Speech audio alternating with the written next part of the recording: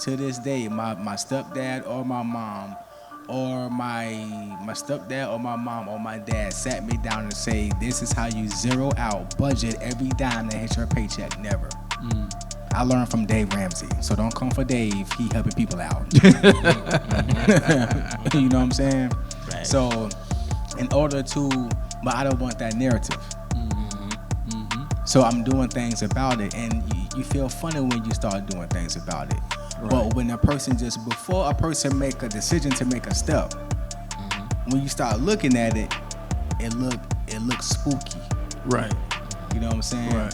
And when you start maneuvering and doing things, it's dangerous. You're like, oh, I ain't never done this before. Oh, you know what I'm saying? So I think that's like one of the things, bro.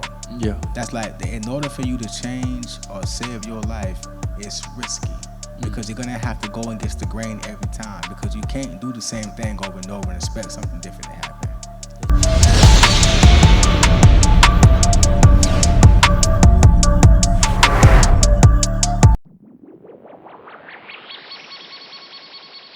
The B2S podcast is brought to you by Motivated Apparel. Motivated Apparel, the premier gear for motivation. A brand that motivates, inspires, and empowers you to stay motivated while chasing your dreams. Head on over to www.shiftmotivations.com/shop motivated apparel and grab yourself some motivated apparel today.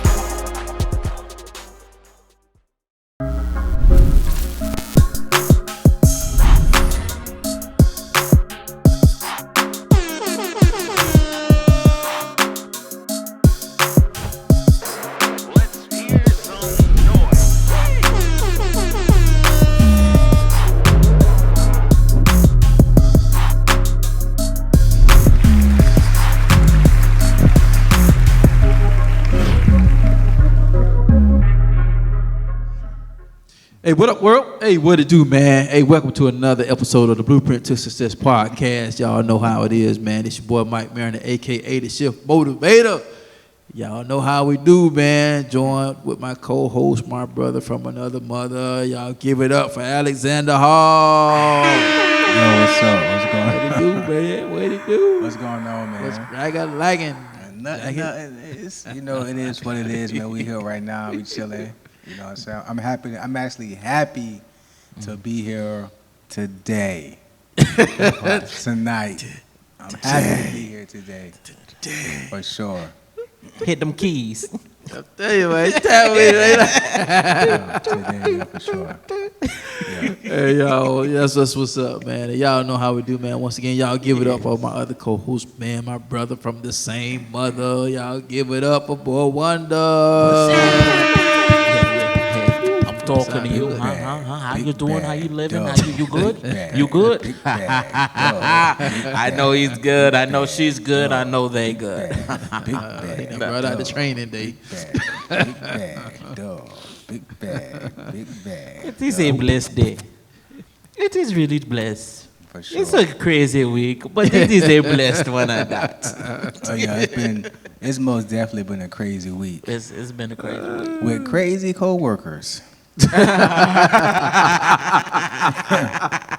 Crazy co-workers who think you're crazy. Okay. And crazy bosses who think you're crazy. Okay. All right. It's just a crazy situation. It's cray. Ain't nothing worse, bro. There's nothing worse. There's nothing worse than somebody trying to tell you how you process stuff. Well, I think you process this. No, that's not what I processed. How you gonna tell me what my brain thought? Like, really? Boy, these people think This you're is what crazy. you really meant. Yeah, these people think you're crazy. Well, I think you thought this. No. What? That's what you thought. that's what you think. Like, you, boy, you had to just. Bruh. Anyway, how you doing, Mike? You know how we do this. Anyway, How was your week? How was your week, dog? And these people think you crazy just because they got a higher position than you. These people crazy. These people crazy. Actually, mine was good, man. You know, we How was the vacation? Y'all know, just a reminder, man. We do pre-record these podcasts because of our busy schedule. So sometimes it can be weeks in advance before you're listening to something that we recorded something a couple of weeks ago. So right now we just celebrated the 4th of July, so which is actually my wife's and our dad's birthday. So Facts. Happy birthday, y'all. yeah, Happy birthday, so, Dad. we actually went down south Yeah. for about a week, man. We had a ball, man. Just chilling out with the fam. As you should. Did some R&R, man. We did some. Had a big event down at the beach down there, so we kind of took this little. Got this thing called a water taxi. So we go down there, which I'm glad we did that, because when we got down there, man, traffic was so bad. So because you could have drove, but it was like, nah, not in that, man. No, it was packed. And they had this big concert down on the beach. It was dope, man. And we left before it kind of got kind of crazy. So we probably stayed down there for about like an hour and a half. Okay. And then we ended up going back. But the band they had, bro, they was dope. They was dope. So they actually supposed to. They were supposed to have. They said Flow Rider was supposed to be in there that night. So I was like, oh, okay, yeah, we definitely, glad we left. So it's probably gonna get crazy. You showed up? Ain't no probably. I don't know. Oh, y'all was gone. Yeah, we was gone. So Okay, we wanted to get out of there before things really kind of got a little wild. So people having a good time, and you can smell the smell. You can see the. Yeah. So we was gonna grab something to eat down there, but she didn't want to wait that long, so the wait was 55 minutes for food. Yeah, because I mean, so many people, bro. All the restaurants was right down the strip. Okay, gotcha. Yeah. So everybody was out. So you got the outside restaurants, and everybody just hanging out, and all of them packed.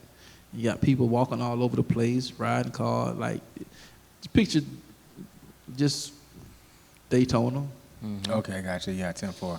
You got everybody out. You got the street cars out there, and they got the music loud, and people riding bikes and scooters and stuff. It was a dope vibe though, but we wanted to get out there before it got too crazy. So, because just from the time we walked from one end of the beach to the other, and then we did go to the restaurant, then she changed her mind. So by the time we did all of that, came out, got right back up to the beginning where you go across the street from where we came from. The crowd hadn't got like way bigger. Yeah. So I was like, yeah, time to go. So what y'all end Too up many people picking to eat? Like what y'all end We up? just grabbed some and went. Man, we was bro. I can't make this stuff up. It was a wing spot in the hood down there. And we was gonna try, cause they did fish too. Okay. Man, we drove there, and I can't not tell a lie. Like, I pulled up, and I pulled out. You saw a roach in there or something? Nah, man, it's too much activity out there. Oh yeah. I feel you. Yeah. That's where you gotta come to Wingstop. And then the wife looked at me. She was like, yeah. I was like, cause I saw what was going on, but I just kind of ignored it. But then when other stuff transpired, I was like, yeah, it's time to go.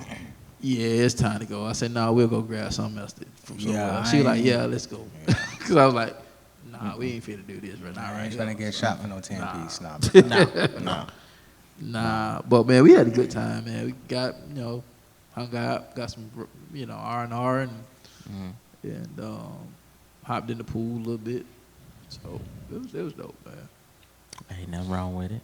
Ain't nothing wrong with it. Ain't nothing wrong with it. Ain't nothing Next wrong time with you just need to come to Wingstop. Get you some lemon peppered wings. Tell them the boss sent it. you. I ain't been to Wingstop in a minute. Oh. I ain't never had Wingstop before, so. I stopped at one in Temple they okay. a while ago, but it wasn't impressive to me, so that's why I didn't go back. It was it was hyped up for me. Yeah. Cause when I got it, it was like, I've had better. I don't know how they are now, but this was some years back. Yeah. I ran over there in that University Mall Plaza. Oh yeah. I ain't never had their wings though. They was good, but I feel like they were like every other wing spot, just like if you go to a Buffalo Wild Wings, of course, Buffalo Wild Wings busting. Bro, I would pick them over Wingstop. No, you already know Bro, where he gonna I go. had- Pick them over Wingstop any day. bro, I was with Pop. It was me, Pop, and his mom's. I was with No Pop. cap. No cap, bro. I had these Nashville smoky hot wings, and then I had these curry wings, bro. Them curry wings on point, boy. I'm trying to tell you. Them curry wings on point, boy. I'm trying to tell you. Them curry wings, I ain't know, bro. Them curry wings. Oh. Was that like something new? The curry wings? I don't know if it was new. I said I ain't never had curry wings That's what before. I mean, I've had curry Possibly. wings, but I ain't never known Buffalo Wild Wings to have curry Bro, wings. them curry wings is on point. And that Nashville hot, it's like a hot smoky. So it's not like it's like hot sauce and like if you eat a piece of smoked chicken combined, bro. It's good, bro. It's really good. Yeah. Get that blue cheese going. Oh yeah, but the blue cheese Get that with the curly dip right. fries. Yeah, it's bust down. You're making me hungry I'm now, making brother. me hungry, man. I ain't had dinner yet, brother. What? I'm hungry. I ain't had dinner yet, brother. Oh my bad. me either. I'm just saying. All this wing talk makes me want some wings. Some wings. You feel me? You Right. did it to yourself. No cap. Be like, let's wrap this up. Go ahead. First stop. Use some wine. Get some wings. I'm just saying, you know what I'm saying? WANGS wings. Wings. I said, With the wine. exclamation point behind it. Oh, man. Long trail. Oh, man. Oh, yeah. Anything new happening, fellas? Oh, man. Rick single dropping July 15th. Oh, yeah. That's right. Yes, sir. A week from tomorrow. It's going Yeah. down. That heat. So y'all make sure y'all run them numbers up. Yeah, Yes. And the video gonna be coming soon too. So working, man. Yeah. Just getting all commercials recorded. We got a couple shows coming up. July 22nd, the Straight Foolishness Comedy and Music Festival. So that's gonna be all day. From doors open at 1, so from 1:30 on to about 10:30. So, and we're gonna have different type of food, so it's gonna be really good. And taking the City Bash in Fort Myers, we're all gonna be down there too. So Yeah. it's gonna be dope. Yeah. Bro, Rick Reed. Get your tickets, cause they selling. Bro, Rick Reed, he remind me of and I ain't trying to, you know, he remind me of, he gave me a Rick Ross vibe. Not like the street sense, but Just style. the Cause style and the reminds- confidence, bro. Like he real confident on camera. So shouts out to Rick Reed, man. He do his thing, Facts. y'all. He tough. I like Rick Reed. I like a Roast Payne. Oh, you know, he remind me of T-Pain a lot too. Just far as just how he just pan out everything musically, the stuff he let me hear and from his loud, bro.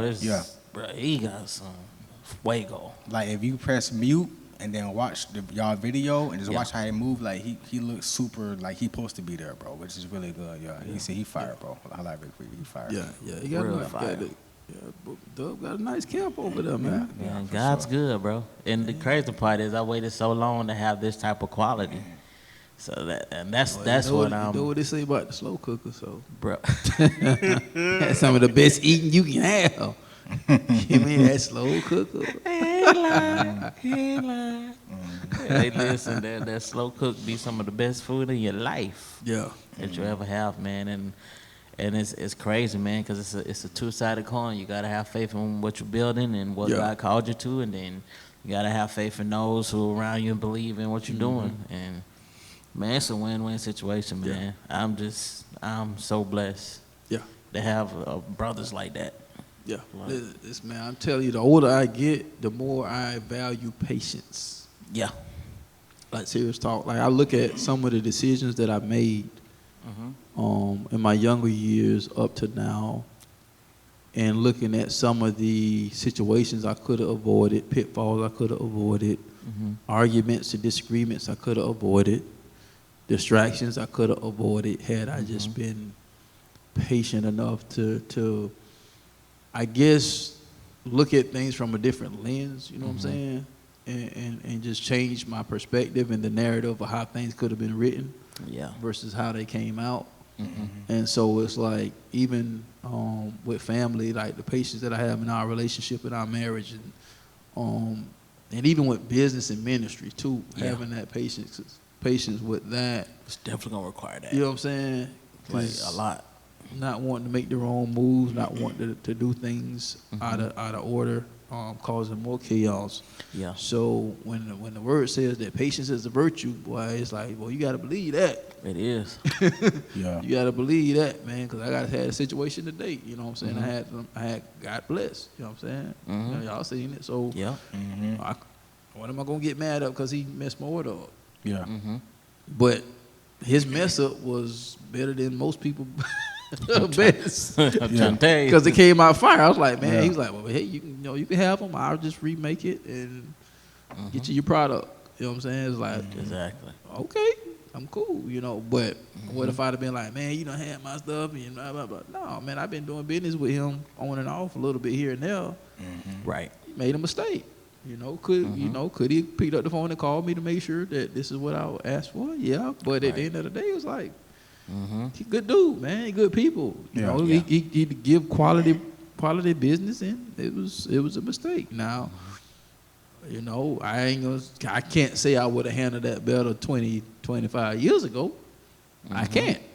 I was immature. I was, you know, but just as older as I get, just understanding and realizing that patience is a virtue. You know what I'm saying? And then sometimes you just got to change the narrative of what you're looking at. So I think a lot of times where people come from, like we look at where we come from, we look at our environments, we look at things that we've been through, and we let that dictate the narrative and how we live our life versus letting the narrative play out and what we want to see and speak those things, but align our actions and the words that we speak. Exactly. Because I've always said this right here. And it's been these memes flying around on Facebook talking about prophetic words. You don't need another prophetic word. You just need discipline. Yeah. I was like, facts. You know what I'm saying? Discipline, accountability. But I've always said, you know, and you've heard it a lot. Prophecy is always based on condition. Right. I can prophesy you anything, but if you don't align yourself, and I always say this, not to make the prophecy happen, but you not to move for it to happen, but you move with it so that it can happen. What am I saying? Right. They can prophesy a house from the other side of the hill. But if I just sit in my living room and I don't prepare myself for the house that I'm looking for, then that prophecy is going to sit there. Just like that vision going to sit there because you're sitting there and you're not doing anything. So I think a lot of times, man, where we come from, I think we're looking at what the Bible says. We look through a glass. What is it? Halfway. Half dark, something like that. Yeah. Something like darkly, something like that. Too. Y'all get what I'm saying? So it's like, what do you want your life? And that's a lot of what I deal with. Just when I'm talking about helping you embrace the changes that are necessary for success. What does that look like for you? My success don't look like your success. My vision is not your vision. My narrative is not your narrative. But a lot of times we don't know what our narrative is because we've already accepted somebody else's narrative. Like we looking at that like, oh, I want that. I want the big house. I want the big car. But then what about the taxes and the responsibility that come with that? You know what I'm saying? The insurance and everything. Property tax. It looks good on Instagram. If you get a free car. You know what I'm saying? Like, we did the riverboat, the water thing that we went on. It was altered, so it's like a tour. So along that canal is, and we've done it before some years back, but we did it on a different thing. And so it's all the like actors, people that got wealthy, like that whole strip, that canal, houses, and Brand, they had these beautiful, huge yachts, bro. Like I mean, yachts everywhere. like boats everywhere, big houses everywhere. Nice docks, everything. And I remember the last time we was down there and we did, because it's different like things you can take, because it's this one boat and that's the one we went on. Like it's a tour, and then it takes you to a separate, like a little island type place, and it's like all you can eat barbecue joint with live events and stuff. It was real dope. And that night, I forgot who house we had passed by, and I can't think of his name, but y'all would know who he was if I was to tell you. He had a big old huge yacht that was sitting out there on the dock. Mm-hmm. And the dude that was the captain that was driving the ship, he was doing the narrative, telling the story. Mm-hmm. And so he was like, yeah, that's so-and-so and so-and-so house, that's his yacht, that's his boat. Yeah, the fuel cost for that boat for the year is over $1 million for the fuel. So we look at these narratives of these actors, entertainers and stuff, but you don't know the responsibility that comes with the things that they have. And that's just the fuel. That's just the fuel, exactly. That ain't even the maintenance, the upkeep, to maintain, to keep it top tier. That's just the fuel. That's just the fuel. That's just the fuel. And it's, and it, you know what I'm saying? And it's so it's like trying to develop your own narrative. What does that look like for you? You know what I'm saying? You might not want a 10-bedroom, 8-bathroom house. And that's fine. You may want a 10-bedroom, 8-bathroom house. But what does that look like for you? You know what I'm saying? You may want to be able to provide for your children's children. Everybody don't want that. Right. What does that look like for you? You know what I'm saying? But one thing, and I'll let you guys chime in, but here's the thing that I don't want you to do. This is the thing that we don't want you to do. We don't want you to accept the narrative because you downplay what you want because of what you accepted in your life that you don't want. Mm-hmm. Facts. You know what I'm saying? Because I see that, bro. I see that a lot. Like I've run across people, oh, man, you wrote a book. Man, I want to write a book. What's stopping you? Right. I'm still struggling. At least you got started. Yeah, it's like I get in a conversation with people. It's like they come up with all these excuses. Yeah. Like it's like you can start tonight, write a paragraph, write a sentence. I'm trying to interject. Like it's something you could do. Yeah. Even if it took me 6 years to write my first book. Mm-hmm. It don't take me. I can write a book in a day right now if I want to. I say if I want to. So it's like once you pick up the habits, and both good and bad, they're reciprocated. They just come. Yeah. You know what I'm saying? So it's like, man, it's like we can make excuses, or we can just go for after what we want. You know what I'm saying? The choice is ours. We can continue to get what we've always gotten by keep doing the same things. Or we can make the change and get something and see what happens behind door number one. Facts. Me writing that first book was the door opener. The door behind that door was the main attraction. So a lot of times we don't get to the main attraction because the first door that we're looking at, it don't look like what we want it to look like. Exactly.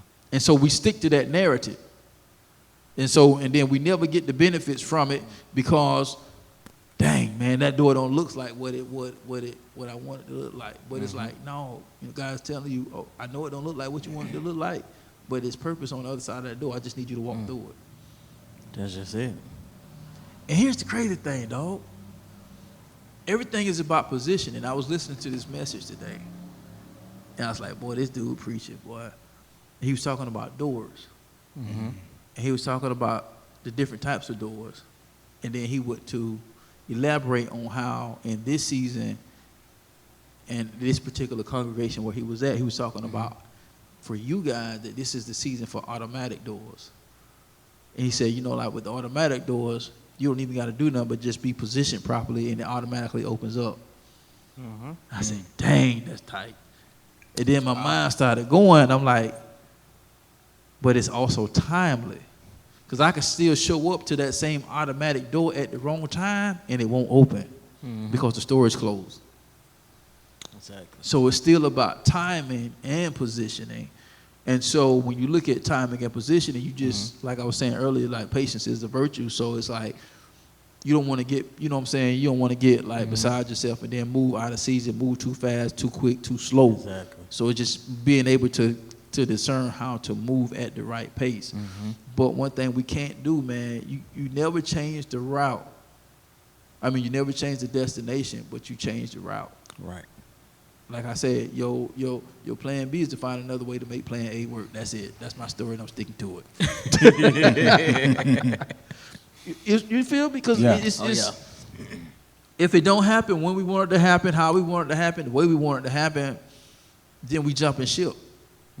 Just like I said, I don't remember what podcast it was. What if it was ordained by God? I need you to stick with this for 20 years because in year 5, this is what you're going to gain. In year 7, this is what you're going to gain. In year 10, this is what you're going to gain. All right? You're going to take a dip. You're going to take a dive in year 12, but I need you to hold tight because you're going to come back up in 15 years. Right. But that 20th year, whoo, boy, the whole world going to know your name. But we quit in year 3. Sometimes shorter than that. You know what I'm saying? We quit in year 3 because it ain't happening fast enough. But you lose all the valuable gems and skills and things that you learned in that 20-year stretch. That's going to help you catapult for the next 40. Exactly. So we worry about the first 20 because that first, 20 years, it's going to take me 20 years to pop off. Yeah, but them 20 years going to take care of you for the next 40. Trying to tell you. When if I gave it to you in year 5, you'd have been struggling for the next 40. You know what, man? I think that this just means come from the house, bro. Come back from the house. I was waiting.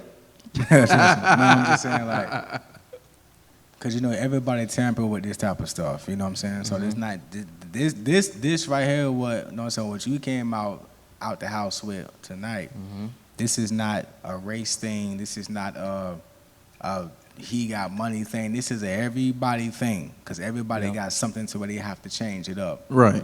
But I think what caused us not to press in to change it up is because that once we start looking at that thing, bro, and I think I said this before, but when a person really starts to tap into really what they want and they see what it takes to switch it up, bro, saving your life is dangerous. Saving your life is risky. And you have to go against the grain to save it. You know what I'm saying? So that part. When we talking about changing the narrative, like a narrative over story, every time you go to school, you read the narrative over story, it's on paper. And you're reading it. It's words, it's sentences. You know what I'm saying? It's grammar. So in order for a person to change the narrative, whatever that's written out for you, you have to change. A lot of people have to change the way, but we gotta change the way we speak. Right. We gotta change a whole grammar up. Right. We gotta rearrange sentences and you said I was this. Now, let me take this out and type in my own stuff. Right. Because that's not who I am. The other day, I don't care. Y'all come from, I don't care. So the other day, I went jogging, right? So I had a hoodie on, and I had a trash bag under the hoodie. So Pop was like, "Daddy, why you wearing a trash bag?" He be cracking jokes. I told you was trash. Stuff like that. My son, we always cracking jokes, bro. I let Pop shut up. I like, shut up, son. That was funny. Yeah, he got you on that one. It's like 7 a.m. He cracking jokes. He wake up, rubbing his dreads out. So, when you gonna trash bag, Daddy? I told you was trash. So anyway, so I took that. He crazy, man. My son crazy. So I got back from jogging, right? So what I do was I had took off the hoodie and I started ripping the trash bag open, right? So Grandma came squeaking around the corner, and then it took her like 10 minutes, and then Stepmom came out the room. So I'm in the living room like this. I got my shirt off. You know what I'm saying? So I got my shirt off. Change the narrative.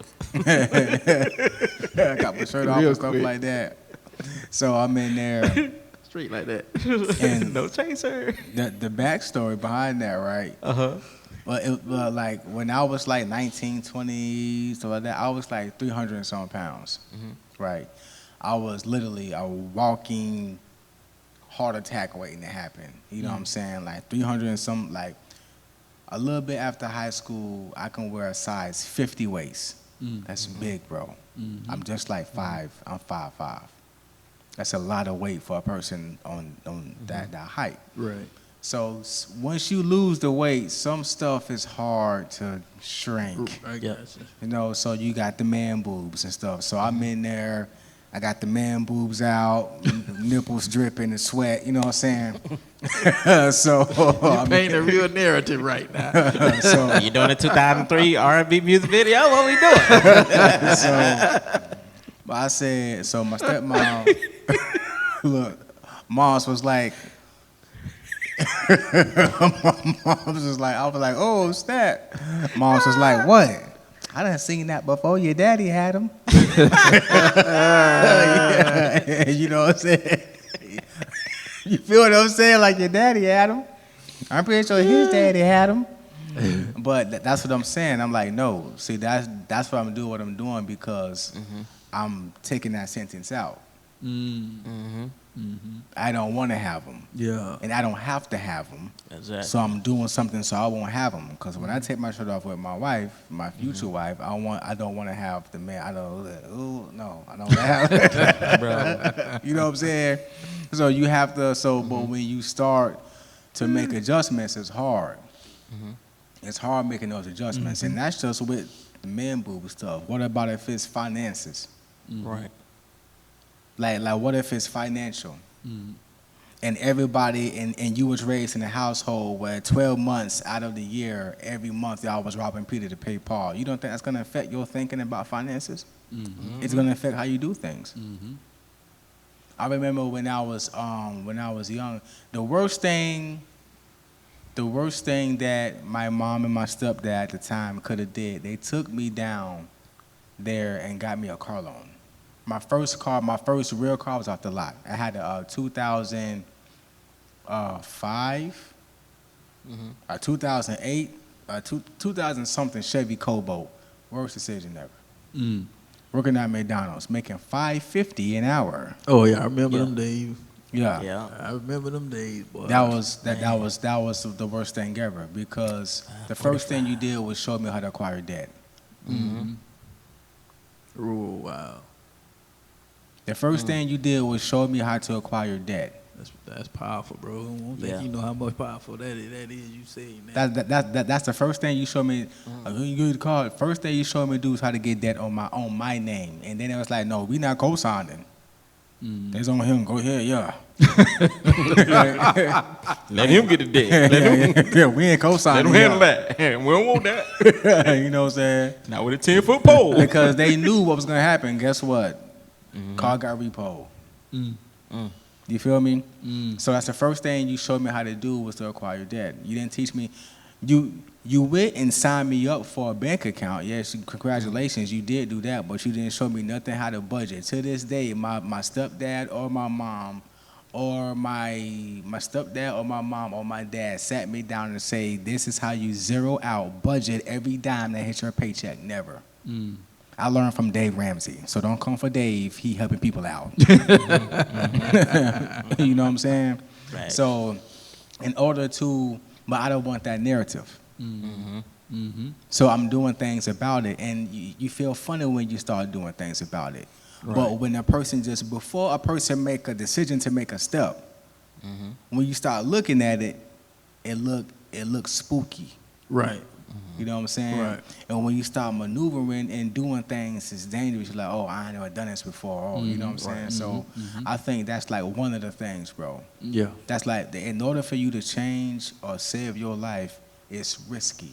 Because you're going to have to go against the grain every time. Because you can't do the same thing over and over and expect something different to happen. That's insanity. Bro, Bro, you're taking me back to the good book, bro.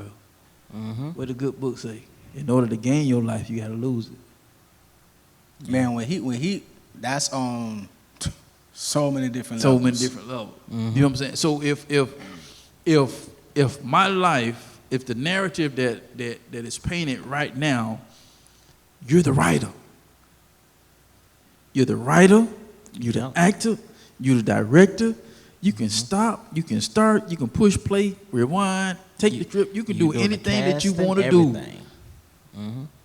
But when you don't know the narrative, then you don't know what to do. You don't know what to take out. You don't know what to add, multiply, subtract, or divide. Oh, and bro, Come on with it, bro. You just open up the portal. Let's go. and then Real. And then here's the flip side of it, right? And I don't want to put it on social media, but I'm just saying, like, when you see somebody else's success, you see somebody else's wife, children look at how other children are dressed in school. That's why when your kid come home, like, I want J's. Hold on, you know nothing about J's last month. Why you want J's now? Right. He got exposed. You got EPL, exposure, process, and leverage. You know what I'm saying? So, Hold up. You heard it. He just like he slid it in now. He just slid that on out there. Like a debit. Like he just go Like a like debit card. EPL. Like what? Exposure, process, and leverage. Like what? That man just said a whole book right there. Like Yeah. what? yeah, exposure, process, leverage, bro. Explain. So, all right, Let's go. so Yes. EPL, that exposure, process, and leverage, that's something that I feel like that's what captured me. That's why, remember I told y'all I'm trying 89 different things, nothing worked. It's because I was getting exposed to different things that I knew can change my life, Yeah. right? So I was trying, like, oh, I like that. I think this can work. I think this can bring us some money. I think this can buy my wife this. I think this can put my family here. I think this. I'm trying different things, right? So I'm jumping into different processes, not knowing that a process is timely. Yep. And you have to learn your way with the process and learn the business on what you're getting yourself into.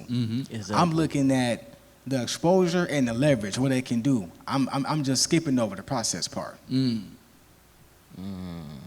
Right? So, but that's what happens to people. They get exposed. That's good. You know what I'm saying? They get exposed to something, and once you see, okay, this can change my life. Okay, what about this? What is the means of this? How much does it cost? Right. How long will it take? And then you start digging into it, and you have to work it. Yeah. You have to work it. And if you work it long enough, you will start to see you separating yourself from mediocrity. You will start to see your finances change. You will start to see you and your girl's relationship starting to do better than it was 2 months ago. You will start to see your house being cleaner. Literally, your house might be cleaner. Like whatever you get exposed to, and you start to work it, and you know what I'm saying, you will start to see the leverage of it. You will start to separate yourself away from mediocrity. You will not be normal. Yeah. Yep. Yeah.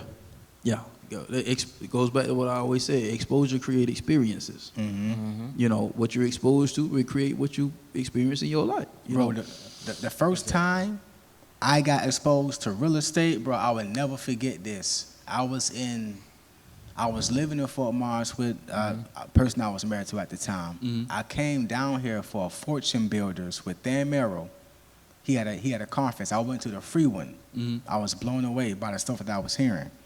When I came back, I told the individual I was with at the time, I was like, yo, I know we got we got like 200 in the savings.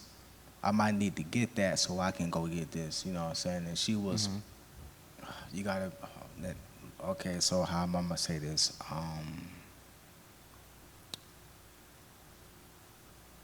Both parties gotta be on the same, not that, both exposure. Exposure. So sometimes when a person don't understand certain things, it's just they haven't been exposed to certain stuff. So they don't grasp it, they don't get it. Right. I'm gonna just leave that where it's at. So either way, I got the guap and I paid for the ticket. It was a 3-day conference. My homie Pilot, he let me crash at the crib. So I was driving back and forth to this hotel every day from my homie crib to the hotel, bro. It was this guy, I forgot his name, but I didn't forget what he said. Narrative, the things that fly out your mouth, right? So he said that he was rambling on, and you at a conference, so people are listening. It's like college, bro. Right. People are listening and taking notes as fast as they can. Yep. Right. You know what I'm saying? Because they know you only got 3 days, and then when you leave here, you're not gonna have access to these people. Right. So, bro, this man said he was talking. He had on some. I remember he had on some brown slacks. I mean some brown loafers, some gray slacks. He had his shirt rolled up. He had a watch on, and he had the 3 buttons loose. You already know what that is.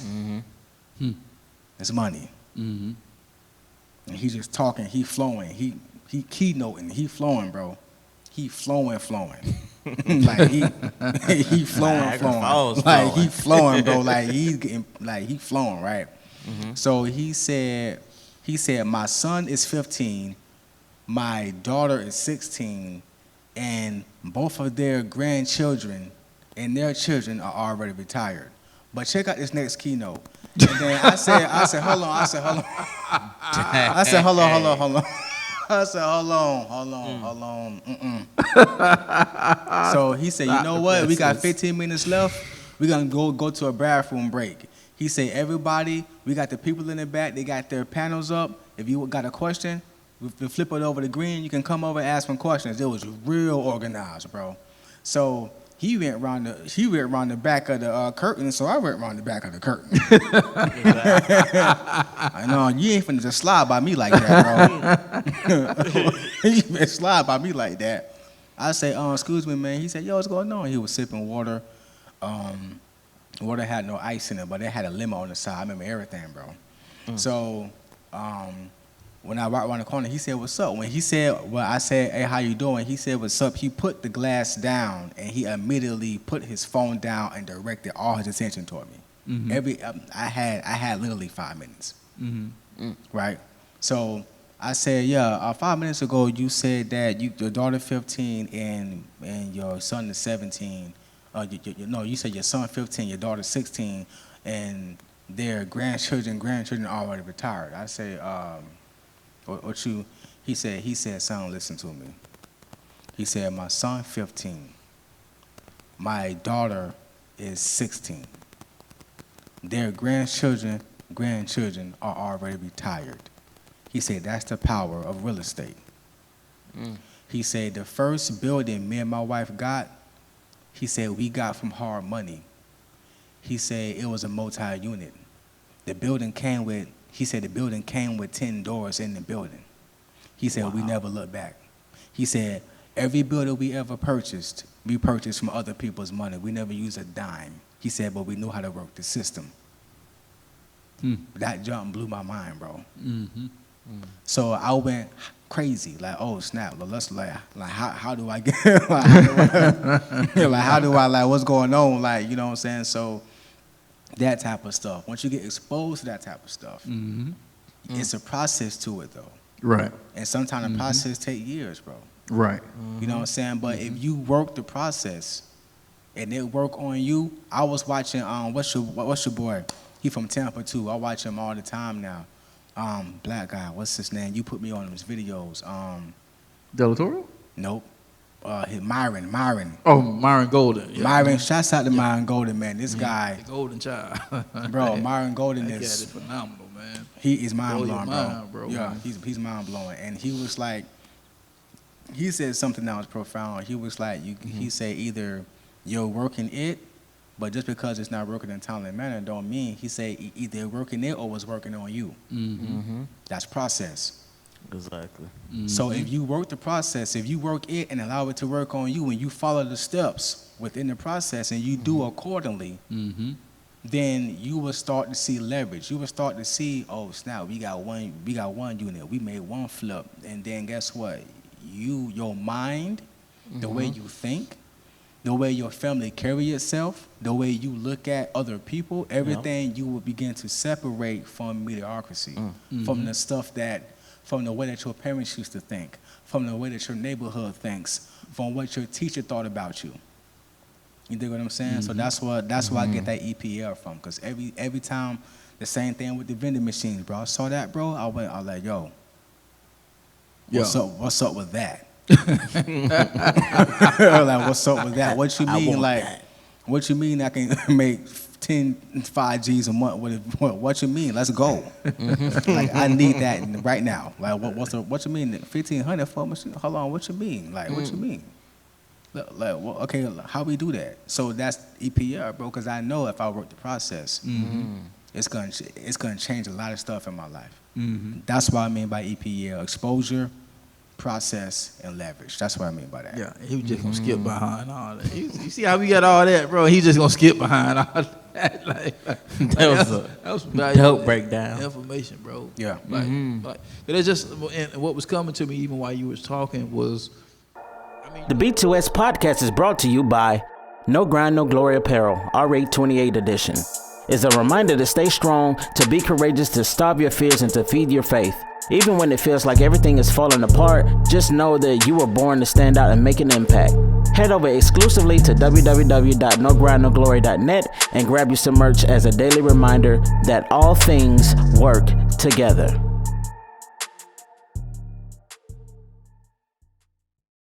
I mean, you got to look at the film, the TV that we watch. That's process, right? That's you're looking at a movie that probably was produced 3 years ago. Yep. Because they filmed for 3 years. You know what I'm saying? They had to get the right actors. First, they had to send out for a casting call to figure out who they wanted to get as actors, and then it don't even start there. The contract, the deal got to be right for the actor. So I can want a certain person to play that character, but if the deal ain't structured right or properly, they might not accept it. So you got to go through all that, or they may be filming another film. Yeah.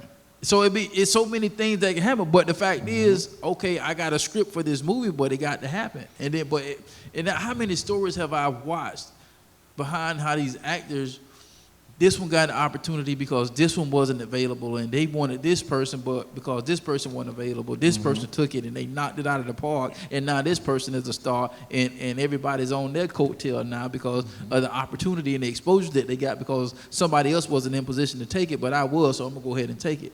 And that's what we have to do with life. It's like you just gotta position yourself when the opportunity comes. Yeah. You can't get mad when it knocks and you ain't ready.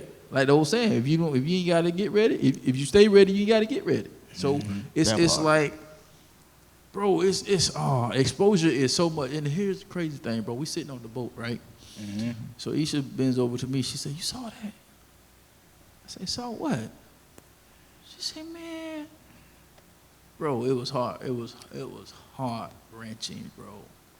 It was this couple. Girl couldn't have been no more than 5 years old. He looked like he gone. He looked like he done had a couple. And he had one in his hand. So she said they made the girl put the beer can in her hand and took a photo of her." What? Yeah. Or like it was funny or something? It don't. That's not funny, bro. Bro, we're talking about exposure. I'm sharing that because you was exposed to her to alcoholism. It ain't that, but the girl looked so uncomfortable. The girl had this look on her face like, man, just get me up out of here. Like if I can just fly up and get up out of here right now. The look, her body language, her look, everything. It's like, if you can just get me up out of here right now, if I can just get up out of here, I would. So you're exposing this young lady to something that she don't even want. I seen another, my bro, making me go down this road. I seen a video today. When what made me click it was the title. I'm like, nah. So I click it. So I don't know who the guy is. So I'm assuming he's a artist, rapper, whatever. I don't know. So he got a house full of strippers with the son there. How old the son is? Son looked like he might have been 3. 4 years old. Oh, that's not good. No. He's running around the house trying to find him with the camera, with the phone. So he finds him in the pantry. They had a large pantry. So he's in there getting snacks. So he's ridiculing him because he's in there getting snacks. Kid look like he about 3 years old, maybe 4. He ridiculing him because he's not in there with him with the strippers. A child. That's crazy. Oh, yeah. That's crazy. So, and the reason I'm saying all this, because on this podcast, we talk about everything. We talk about life, right? And right now, we're talking about changing the story, changing your narrative. We're talking about exposure creates experiences. We're talking about all this stuff. So, the world is exposing things that are not beneficial or in its proper content in a place of readiness for certain things to be experienced. Mm-hmm. And so you can't just be in a place to where they think that everything is okay, everything is all right, everything that doesn't make me feel good or make me happy, or you know what I'm saying? Because that's the climate that we're in. So what happens is when I put $20,000 in your hand, and just like Alexandra said, you don't have no financial literacy, and now it's gone in 24 hours because you blew it all up at the strip club. Mm-hmm. And nobody, you didn't think that, or you ain't been exposed to nobody that can tell you different. Nope. You know what I'm saying? Just like I was talking with a young man last night, right? Same situation. Like, dude, like, you gotta change your narrative. Like, if you don't change what you're doing, if you don't change the decisions that you're making, if you don't change the way that you're moving, you're gonna keep repeating this cycle. When are we gonna stop having this conversation?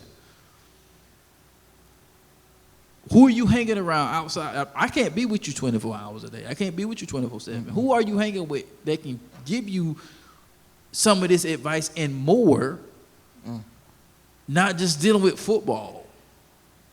Well, I hang out with my teammates. Yeah, but you still talking football. That's not your entire identity. You want to get around people with the same vision and goals. That's right. But what are y'all learning outside of football?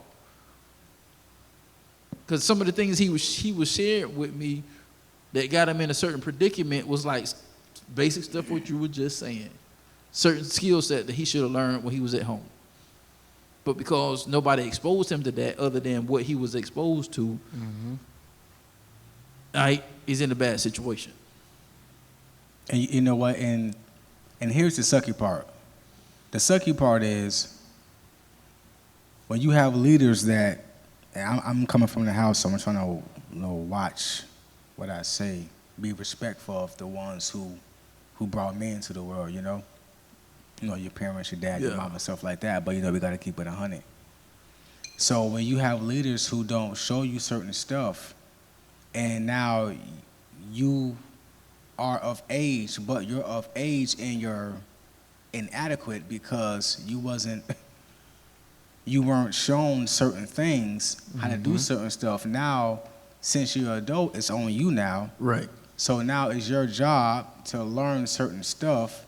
Now you have to go through a whole process that you should have went before you got 18, 19, 21. You have to do that and do life. You have to learn certain skill sets and do life and apply them at the same time. Right. Yep. And that's a process in itself. Yeah. No, son, you need to think this way.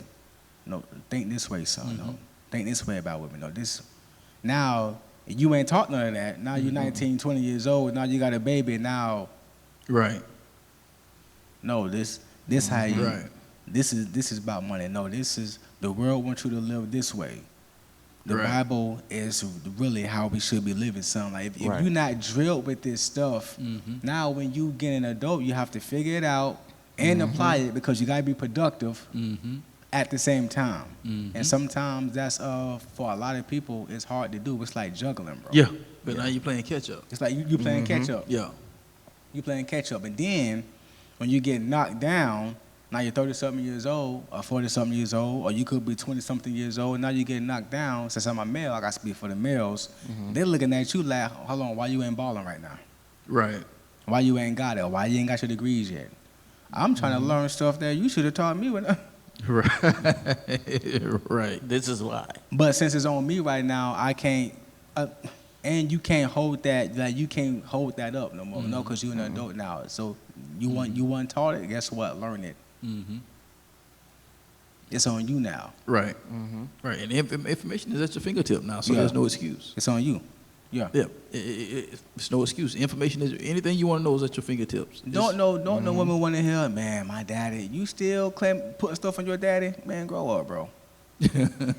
Everything ain't your daddy's fault, big dog. Everything ain't your mom and them fault. Some of that stuff is on you. Right. You feel me? What you got, Dub? I know you got something. I think if we understand the difference between ambition and zeal when it comes to the process, it'll allow us to really process the different things that we're fighting against when it comes to growing up, the trauma you experience, so like nothing is insurmountable if you take it one step at a time. So when you have somebody who's zeal, they gung-ho, they ready, but when the process comes, they escape, they exit.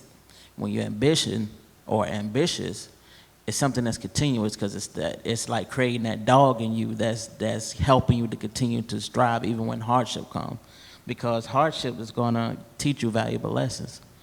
So I think some of the tools that we can help people with is like, ambition is gonna cost. Ambition is gonna cost late nights, early mornings. It's gonna cost a lot of associates, friends, like in the sense of you're gonna be kind of like gun-ho. You're gonna be like focused. And if you're gonna be focused, it's gonna require these things. It's gonna require separation. It's gonna require, I can't go out tonight. It's gonna require, like you said, going up and researching all these things. Well, what is this? Okay.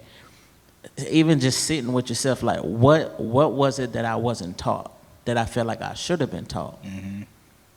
Google it, go to there, or if you feel like you have people that's close around to you that it kind of give you somewhat of a moral compass, like reach out to those. That's why we have mentors, because we don't have excuses of saying why we can't be where we want to be or why not who we are, because it starts with accountability. And I look at you. People will want you to do good, but not better than them. And you will be misunderstood. People won't understand what you're trying to do because they're not trying to go where you're trying to go. Because your surroundings and your environment will ultimately dictate who you become if you don't understand your awareness or your self-awareness or who's around you, because you'll forever be in that. And this is what you feel like, this is life. This is not life for me.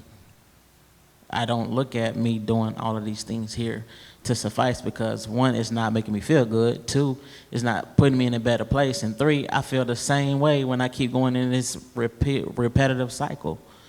So what are we going to do to break that? What is your narrative? What do you want your narrative to be? A lot of people don't know what they want their narrative to be. And so what will you do when you don't know? You'll revert back to what you used to. Like you said in the word, you'll return back to your old folly. You're just like, well, I guess this is, chalk it up. I guess this is what I am. This is all I know. But that ain't all what you have to know. There's a whole world out there. And I still have friends for years that's just still within that block circumference. Like in the hood, it's just like, man, you got a whole world out here that you can go travel, that you can go see what you want to do and what you want to become. But it takes people that can help you see what's on the inside of you that you don't even see in yourself. Because it's going to take a village, as they say, to raise a child. Well, it's going to take a village also to grow a man or a woman. Because there's certain things and keys in life that you have to equip with. Because if not, you'll drown. You will definitely drown, and that's something we don't want. Yeah. I want to go back to something you said when you went to that real estate conference. Yeah. And you cracked open the safe, so to speak, took the money out, paid for the ticket to the conference. It was an investment that was made. Right. And here's what I want the audience to understand where I'm going with this. There was an investment that was made that put you in an atmosphere to get information that you normally wouldn't have gotten without the investment. Bro, I would never. I have to. Before I leave this earth, I have to taste that at least one time. I gotta taste some real estate money, bro, because I know it's real. Yeah. Because the man said, he was like, look, I'm telling you, he said that's the power of real estate. Yeah. Yeah. So, but what happens is you make the investment. And where I'm going at with this, a lot of people don't want to make the investment. So when you don't make the investment, you don't get into environments, or you don't get access to the thing that can change your life. I've seen it. I've seen people balk at prices for conferences. I've seen people balk at prices for workshops. If you can't afford it at the moment, that's fine. But it's nothing to badmouth somebody out because they wanted to charge a certain thing for their information. You don't know what them people went through to get that valuable information that they got, that they're going to give you when you walk into those doors. So, but at the end of the day, if you want to change the narrative, if you want to change your story, that's the power of mentorship. That's the power of getting in certain doors. But everything is not going to be for free. Because when I give you something for free, 9 times out of 10, you're not going to use it anyway. You got that 1% that's actually going to take it and do something with it. So that's why they charge, because they done went. I done been there. Application. I done been there, dude. I've been. Me personally, I don't have a high ticket item because of my market, right? So, and for those that listen, what I'm saying, high market. When you get into the realm of personal development, when you're talking about high market value or high ticket prices, you're talking about $5,000-$10,000 for a session, right? And I'm talking about, it can be just a 30-minute consultation, whatever. That's what they call high ticket items, right? So, I've been connected with people that have those. I have been connected with people that have tried to get into those circles by bypassing that and then bad-mouthing a person because they have a high-ticket item. So it's like, why badmouth that person because you don't know what they went through? Now, it's your responsibility to find out if that person is really giving out valuable information that warrants that. Because what we want to do, we always trying to take the responsibility off ourselves. But at the end of the day, my mentor told me this, say, you can't charge for something that you've never paid for.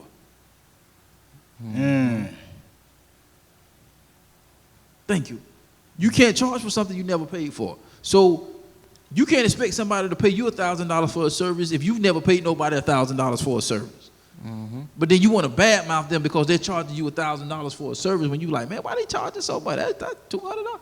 You don't know I always say this right here. You get paid more for what you know than what you do. Just ask your mechanic. No, I asked your supervisor. You know what I'm saying? They sitting behind the desk pushing paper, but you the one doing the hard work, but they the one getting paid all the money. And then they're going to try to tell you what they thought that you thought. And then you call your mechanic. He does something so simple. You be like, that's it. And then charge you an arm and a leg. You be like, he's paying for knowledge. He knew to do that. You did. Exactly.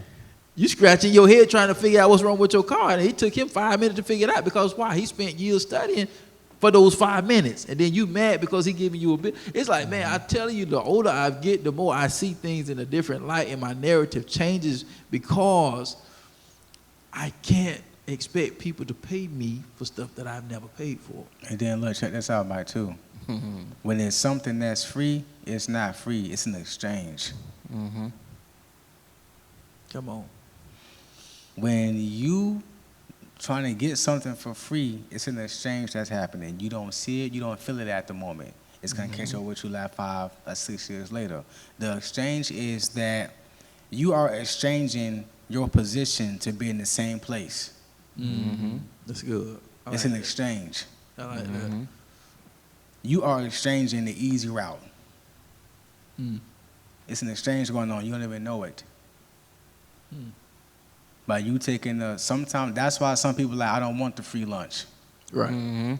I'd rather work for it.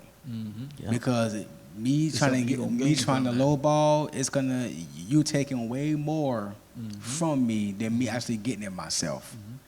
You're taking away the experience. Yeah, I want to know. You're exchanging your freedom. Yeah. Exactly. You're exchanging a lot of stuff is on the line, bro. Yeah. A lot of stuff is on the line. Yeah. I mean, I've had countless conversations with people that own high ticket items, and they get more headaches from people because they have a lower ticket item that may be $199, $197, and they get so much headache from those people, and the people that's paying $5,000 or $10,000 don't blink and stroke a check. I'm batting 100%, dog. I promise you, and I ain't no cap. No cap. Everybody that I've talked to that offers in the space of where I'm at and personal development, they have high ticket items, they say the same thing.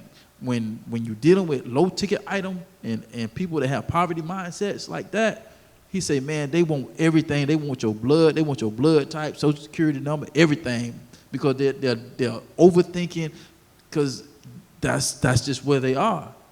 But he say, man, and I'm batting 100%, dog. And they say, man, but people that pay $5, $10, $15, $25, $50,000 for a service, bro, they don't blink. Because they understand the value behind what they're going to get that comes with that type of investment. Right. In exchange. Is an exchange. So I'm going to give you this investment in exchange for some information that's going to swap places. Yeah. Yep. That's going to change, that's going to exchange me into the position of where you are. But in order for that to happen, there has to be a mutual exchange somewhere.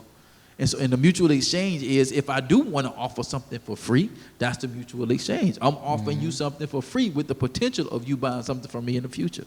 Right. Because ain't nothing for free. They're offering it for free, hoping you buy something or connect with them somehow in the future. So you're getting the information now, hoping to change your life sometime in the future. It's a buy now, pay later. Buy now, pay. Buy now, pay later. That's what it is. You know, for sure. Right. Right. So it's man, it's good. It's and I wanted to read the definition too. And I know we've been way into it, but we want y'all to get this, man. It's like, don't stop till you see pay dirt, man. It's like don't stop till you see. I mean, I know you're tired. I know you're weary. I know the relationship is frustrating. I know your job is getting on your nerves. Things ain't where they need to be. But at the end of the day, man, the Bible says that the vision speaks at the end. It don't speak in the middle. It don't speak at the beginning. It speaks at the end. Yep. But what happens is, if you change your vision, it will never speak because you changed the vision. So when you change the vision, it can't speak because you changed it. And so because we lost our patience. So we want you to be in a position to where if the narrative ain't narrating, if that's a word. If the narrative ain't narrating. You know what I'm saying?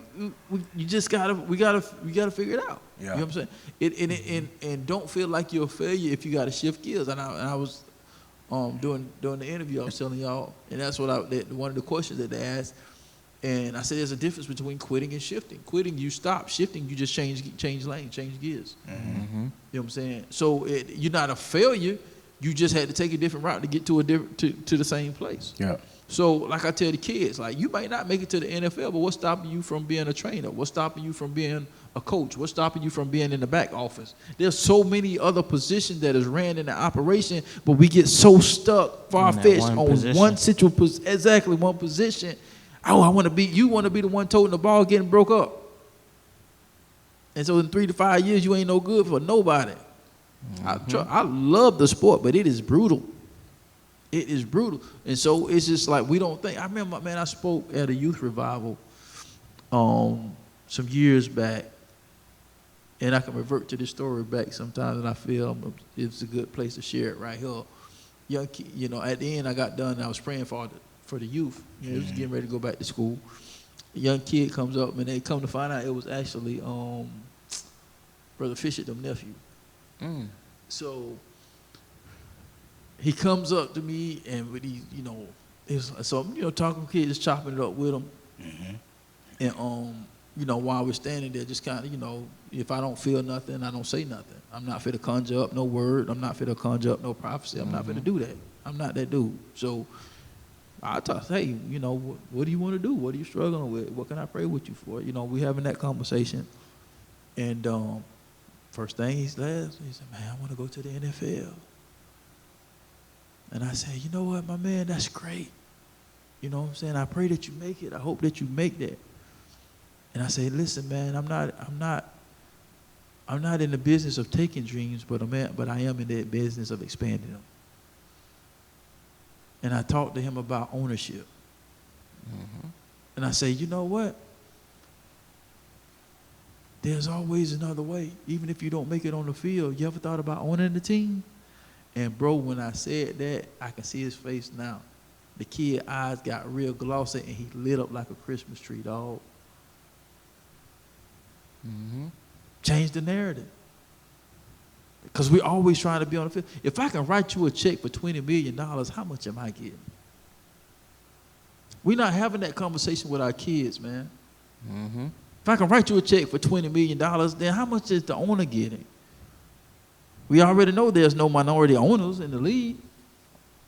So what about these other positions that warrant life? You may not be the $20 million guy that's running up and down the field, but what about the six-figure guy that's sitting in the back office?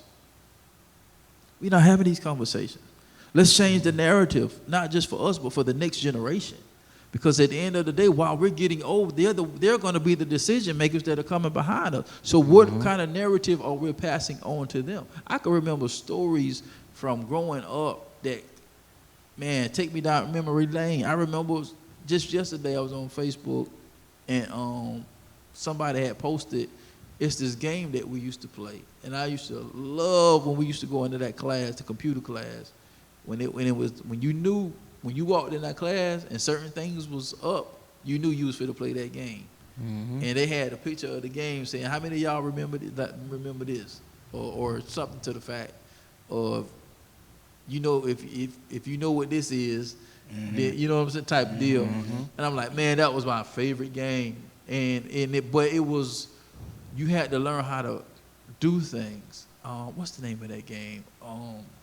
Is it Mavis Beacon? Trail. Oregon Trail. Oregon Trail. I remember that. Okay. And you had to learn how to barter. Oh, yeah, I remember that game. Ration. Yeah, I remember that game. You know what I'm saying? What are we doing to change the narrative? But, I can go back and listen to stories like that. What kind of stories are we passing on to our kids, to our children, to our family members? What to not just change our narrative, but change the narrative of our bloodline.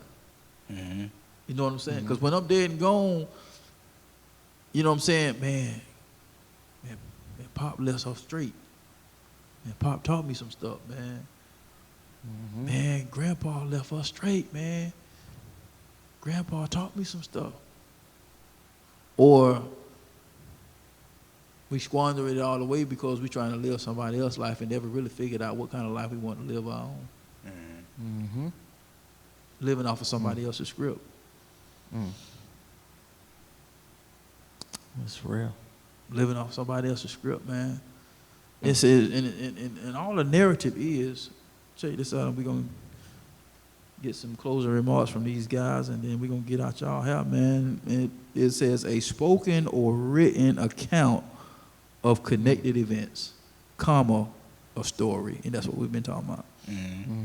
A spoken or written account of connected events. So even if somebody have spoken ill will over your life from your childhood or your adulthood, you have the ability to change that. But you have to believe that you have the ability to change that first and primary. Before you go look for a mentor, before you go to counseling, before you go get connected with anything or anybody associated to your freedom, you have to first believe that you deserve a better life, that you deserve a better relationship, that you deserve better in your business and your finances and things of that nature. Because without belief, then you will continue to walk around in that circle of doubt and live in what Alexndr said, live in the life of mediocrity because that's beyond what you desire.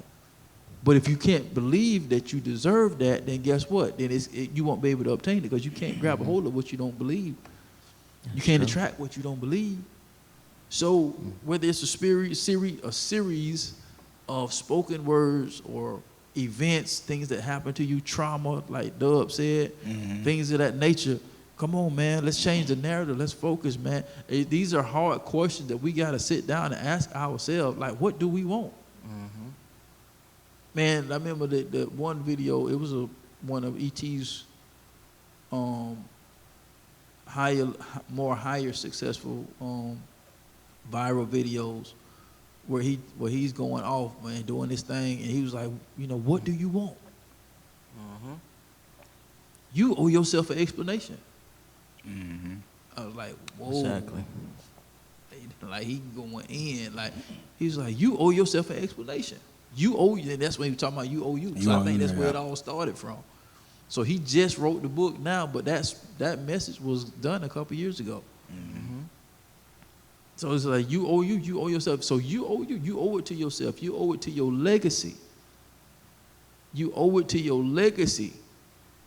That if the story written in your life ain't what you want to read or watch, what are we going to do to change it? That's the question that we want to leave with y'all tonight. Where do we want to be 5 years from now? Where do we want to be 10 years from now? And if 5 or 10 years surpass, but we did put in the work, but it ain't come to pass, that don't mean you stop putting in the work. I mean, you still got to keep on working. You have more work to do. Because in the end, the vision going to speak. What y'all got before we get up out of here, man? Go ahead, Dub. Man. Dub is the King Griffey of the team. He just bring it home. I had wanted to pull up a quote that I said this is back 2017, and I think we don't realize how much we'll lose. We will never realize how much we can gain. So one of these quotes was, "Don't revert to the very thing that caused you to lose everything." Oh man, repeat that, bro. Don't revert to the very thing that caused you to lose everything. That's heavy. Which means you're gonna have to change some behavior patterns. You're gonna have to give up a lot to gain a lot more. Nothing in this world comes without some form of sacrificing, period. How bad you want to change your narrative? That's like how you say, that's the question. Are you willing to ask those tough questions? Are you willing to really do that internal inventory? What do I need to work on? How can I improve? How can I be the version of myself that I can see or that others see within me? It's not reverting to the very thing that caused you to lose everything. For whatever reason, we'll do the same thing habitually, knowing the outcome. But for whatever reason, we just feel like we get stuck in that place, and like you don't have to be. There's too many people out here, too many mentors, too many people who are for you. You just got to do a self-awareness check. Who is around me? What are they encouraging me to do? What are they not encouraging me to do? Are they investing in me in the manner of dropping words and encouragement into a manner to change my mindset? The narrative can't change unless you do. That's all I got to say, bro. That's it? Man, hey, I got to say this before we get up out of here. And it actually piggyback off what you just said. They quote, and I'm going to repeat it because we repeated it on one of the previous podcasts. So, but here it says, trees don't hang around with the grass even though they all started from the same place. Man, that Facts. right there, bro.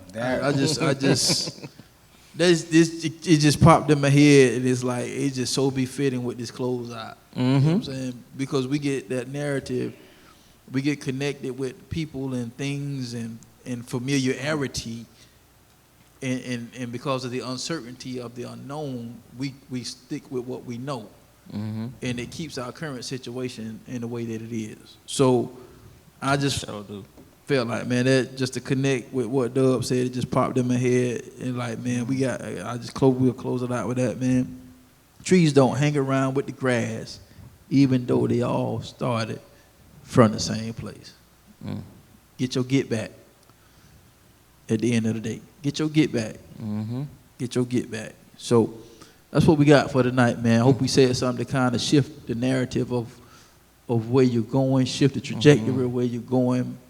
And cause that's what we do, man. We all of us are conscious guys up here, man, and we want to say things that make you think and make you go back and look at your life with a microscope and like, you know what, I'm not happy right here, or I'm not purposely satisfied right here, and really make that shift and make that change. Because at the end of the day, somebody's dependent upon what's supposed to be coming out of you. Somebody's dependent on the next level of you. Somebody's dependent on the next level. And you know what? Of you. 9 times out of 10, you are the first person who is dependent on the next level of yourself. Exactly. 100. Straight up. Exactly. Because your gift is wrapped in purpose, and your purpose is tied to somebody else's. There you go. It has to be. And don't be afraid to make the investment to get in some doors. Bro, that was, man, mind you, we had just moved out there. Yeah. Yep. Bro, we only had $200 in there. That's why she was tripping. Yeah. I was like, I gotta go.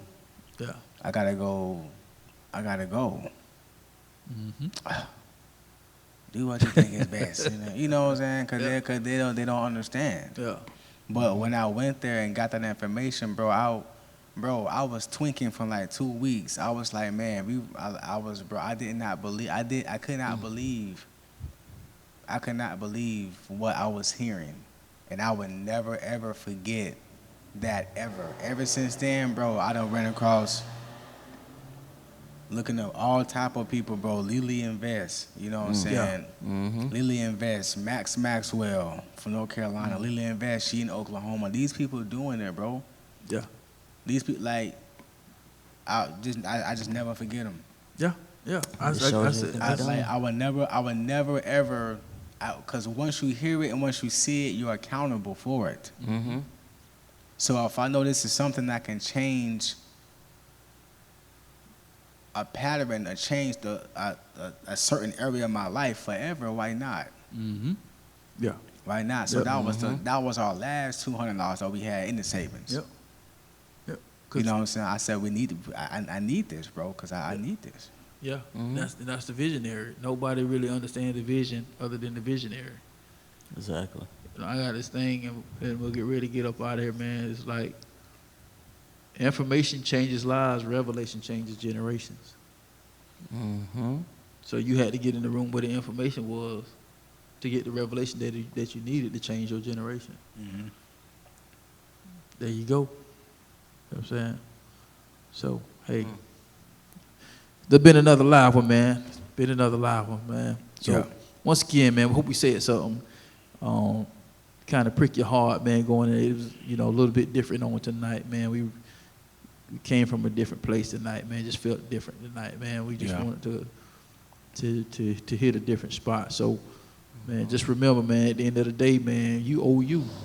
At the end of the day, don't nobody owe you nothing, but you owe yourself everything. So, hey, man, this your boy, man. Hey, remember what we always like to tell you, man. Shoot for the top because the bottom is way too crowded. And if you think different and be different, you have the opportunity to live different. And once again, we'll see you on the other side of success. We'll see you next week. God bless. Peace. Peace.